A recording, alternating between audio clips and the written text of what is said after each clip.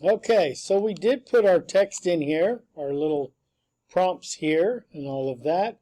One that we did forget, so I'm going to do it real quick before we get going, is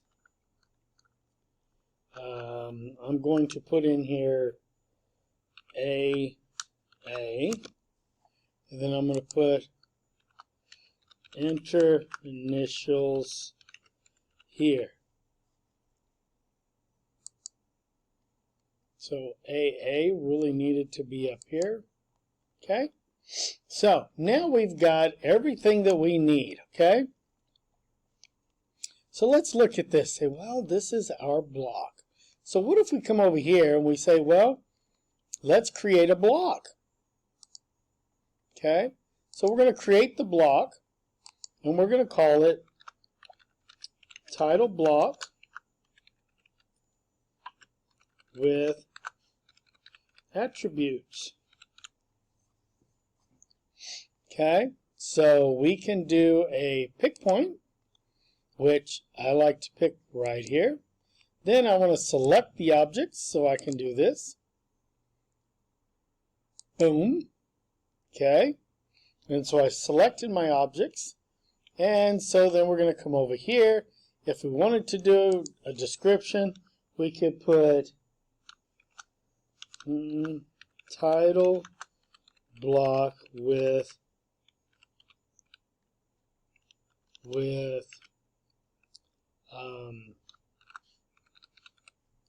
attributes to edit. Okay, say okay. Okay, now look what happened. Because we created the block with all of this text in here, you can see now that it has all of this. Okay, but now it also has it here. So all of these little identifications we have here are identified here. Okay, so if we do this, did I create the block with attributes? Yes, we did. Okay, so when we look at it, I'm trying to figure out what this is. How was this created? Because we put it there. That's kind of weird. So some of these are kind of overriding each other. Okay, so very interesting what's happening here. Can you tell me what this exactly is going on? So when we created, let's say that I come over here and I defined an attribute, and I came over here and I put this, and I put rev, okay, then I put on here revision edit, okay, we put the rev there, but now look at it. All of this is actually what we're supposed to edit. Okay?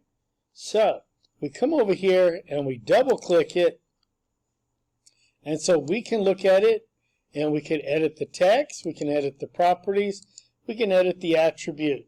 We can select which one we want, enter project ID. We can come over here, initial here. So then if I replace this and I put my initials, okay, and then I come over here and I do the revision letter and I put B, okay, and you can see if I do the revision letter and I put the letter B here, then I come over here and I put the sheet number, so I just grab a sheet number 05678, okay, so that will go in there, and then I can come over here, this says project ID, and then I'll say AST-007-AR. Okay? I'm just making up stuff, so don't worry if you don't understand where these letters are coming from. It's just purely pulling it out of thin air. So it says enter project title. Okay? We'll say port of CC fuel line. Okay, so then we'll do that, Then we come over here, enter revision date. So we will put down here in this area, we will put 0223-222. Okay. And then we put enter company ID. Okay.